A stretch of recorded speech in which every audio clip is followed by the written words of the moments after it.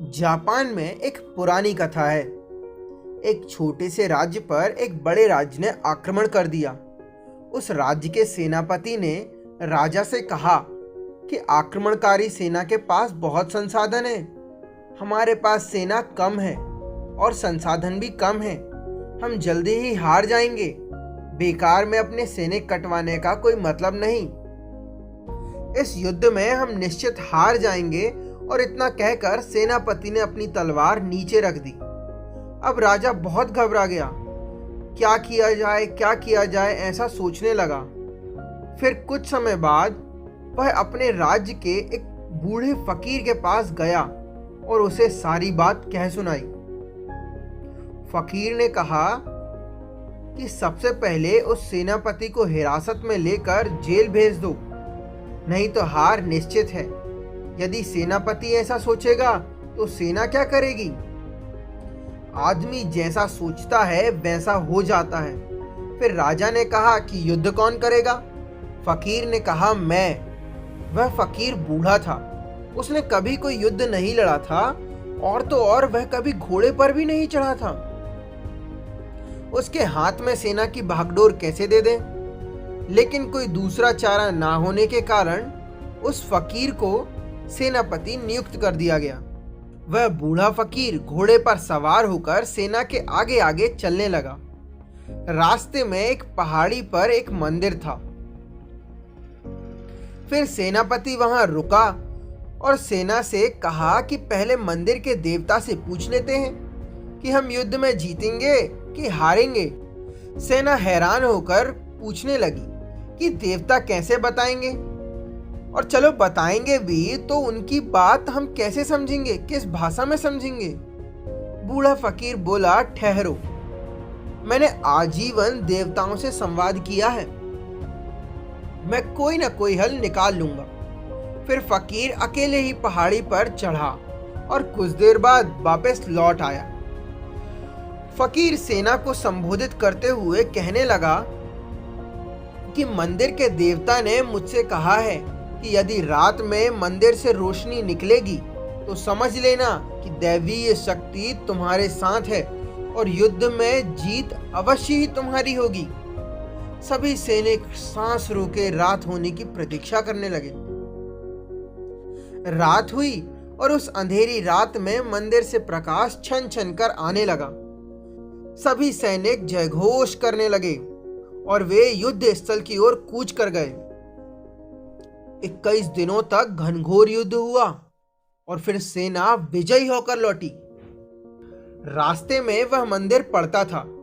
जब मंदिर पास आया तो सेना उस बूढ़े फकीर से बोली कि चलो चलकर उस देवता को धन्यवाद दिया जाए जिनके आशीर्वाद से यह असंभव सा युद्ध हमने जीता है।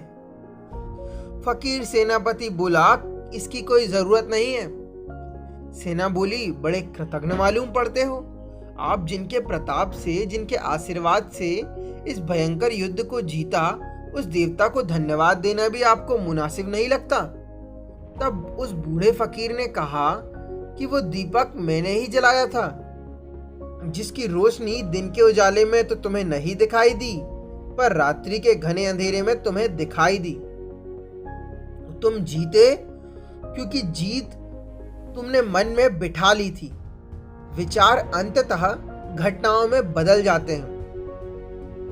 अक्सर लोग कहते हैं कि हम अमीर बनना चाहते हैं, पर क्या सच्चाई यही है कि वह अमीर सच में बनना चाहते हैं? अगर हम अपनी मानसिकता में अमीर नहीं बन पाते तो बाहर से अमीर नहीं बन सकते।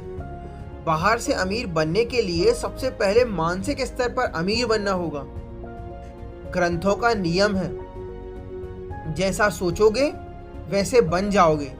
यदि हम मन से यह सोच लेते हैं कि हम गरीब हैं, बेकार हैं, कुछ नहीं कर सकते हैं, तो हम सदा गरीब और बेकार ही बने रहेंगे। यदि सोचते हैं कि हम अमृत पुत्र हैं, देवताओं की संतान हैं, परम सत्ता की संतान हैं, तो फिर हम दर दर की ठोकरें क्यों खाएंगे? चलो इसे एक उदाहरण से समझते हैं। हम अपने बच्चे के ऑफिस में उसको बिना बताए पहुंच जाते हैं। वह अपने बॉस के सामने छुट्टी अथवा प्रमोशन के लिए गिड़गिड़ा रहा है, तो देखकर हमें कैसा लगेगा? बहुत बुरा लगेगा ना। इसी तरह हम उस परम पिता की संतान हैं, पर स्वयं को दीनहीन बनाए हुए हैं, तो परमात्मा को कैसा लगेगा? संतान अपने माता पिता के अनुरूप ही तो होती है। यदि पिता गुप्ता है तो उसकी संतान भी तो गुप्ता ही कहलाएगी ना। हम प्रभु की संतान हैं, तो हम क्या हुए? प्रभु पूर्ण है तो प्रभु का अंश भी तो पूर्ण ही होगा।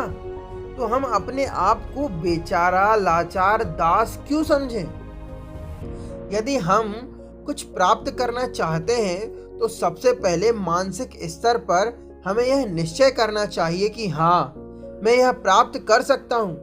पहले मन में सकारात्मक विचार का आना जरूरी है, क्योंकि विचार से ही इच्छा का सृजन होता है और इच्छा ही कार्य रूप में परिणमित होती है। यदि दिमाग में पहले ही नकारात्मक विचार आ गया कि नहीं हो पाएगा यार, नहीं हो सकता मुझसे। यदि कोई व्यक्ति वैचारिक स्तर पर बहुत ऊर्जावान है तो वह शारीरिक स्तर पर भी बहुत स्फूर्तिवान रहेगा, आलसी नहीं। भाग्य को बदलने के लिए अपने विचारों को सुधारना होगा, क्योंकि हमारे विचार ही शब्दों में परिवर्तित होते हैं, हमारे शब्द ही हमारे कर्मों में परिणत होते हैं, हमारे कर्म ही हमारी आदत बनते हैं और हमारी आदतों से ही हमारा चरित्र बनता है। हमारा चरित्र ही हमारा भाग्य निर्माता है, हमारे भाग्य का निर्माण करता है। इसलिए दोस्तों, सबसे पहले अपने विचारों को सकारात्मक बनाइए। धन्यवाद।